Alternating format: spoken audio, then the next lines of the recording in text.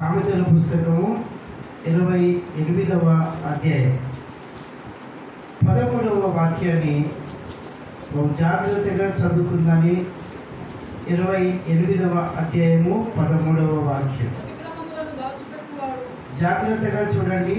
అతిక్రమములను దాచిపెట్టువాడు వర్ధిల్లడు, వాటిని ఒప్పుకొని విడిచిపెట్టువాడు కనికరము పొందును. ఇతర పుస్తకము మన దైవజనుడు రాజు సొలొమోను గారు రాసినటువంటిది. సొలొమోను ఇశ్రాయేలు ప్రజల రాజైనటువంటి సొలొమోను గారు రాసినటువంటిది. ఈయన చాలా అనుభవం కలిగినటువంటి వ్యక్తి. ఈయనకు ఒక మంచి బిరుదు కూడా దేవుడే ఇచ్చాడు. ఏంటంటే, నీలాంటి జ్ఞానం కలిగిన వాడు పుట్టబోడు, ఇంకెన్నడికి పుట్టజాలడు. అంటే ఎంత మంచి గిఫ్ట్, అంటే ఎంత మంచి బహుమానం. అది దేవుని చేత అనుగ్రహింపబడింది. మనుషుల చేత అయితే కొంతమంది మనకు అనుకూలం ఉంటేనేమో మనం ప్రేమించి మెచ్చుకుంటారు, అనుకూలం లేకపోతేనేమో ద్వేషిస్తారు. వాళ్ళు మనుషులు. కానీ దేవుడి నుండి ఒక వాక్కు రిలీజ్ అయిందనుకోండి, విడుదల అయిందనుకోండి, ఇక ఆ మనిషికి భూమి మీద ఏ ఆటంకము ఉండదు.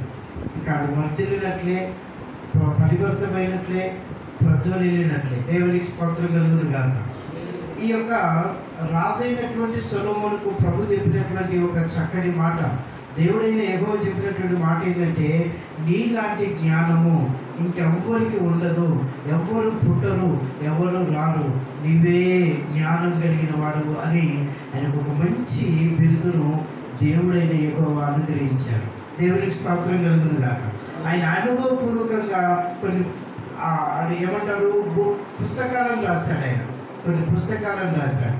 సామెతల పుస్తకం రాశాడు, అలాగే పరమగీతం రాశాడు, అలాగే ప్రసంగిని రాశాడు. అలాగే ఈ సామెత అనగా ఒక కథ, ఏమంటారు కథల పుస్తకం అంటారు కదా. మరి ఈ కథలు చాలా మర్మంతో కూడినటువంటి కథలు. ఇక్కడ భక్తుడైనటువంటి దేవుని సేవకుడు లేదా రాజైనటువంటి ఆయన చెప్తున్న మాట ఏంటంటే, అతిక్రమములను ఏంటట దాచిపెట్టువాడు వర్ధిల్లుడు, వాటిని ఒప్పుకొని ఏం చేయాలట విడిచిపెట్టువాడు కనికరము పొందుతాడని దేవుని లేఖనాలు చెప్తా ఉన్నాయి. అతిక్రమము అంటే క్రమము కానిదని మనము అర్థం చేసుకోవాలి.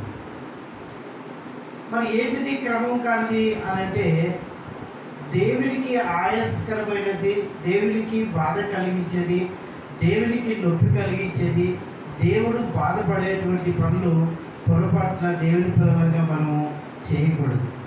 చేయడానికి మనం అంగీకరింపకూడదు, దానికి అనుసరించకూడదు. దేవునికి స్తోత్రం కలుగును గాక.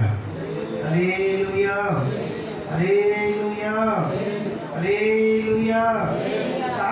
కొంతమంది అక్రమమైనటువంటి దేవునికి విరోధమైన పనులు కొన్ని చేసి అవి దాచిపెట్టుకుంటూ ఉంటారు కదండి.